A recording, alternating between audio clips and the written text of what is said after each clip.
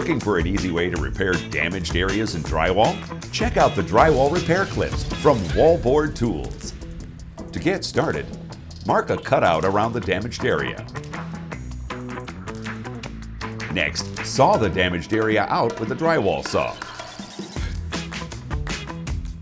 Then, slide a clip into the cutout, followed by a drywall screw to secure the clip in place. The screws grab quickly and firmly thanks to the small holes in the clips. Once all the clips are in place, cut a new drywall patch the same size and shape as the cutout. Then place it into the cutout.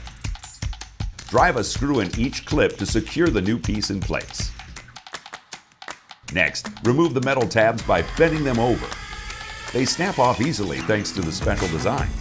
All that's left to do is mud, tape, and finish. The drywall repair clips from WAL-BOARD Tools provide a strong repair that's easy.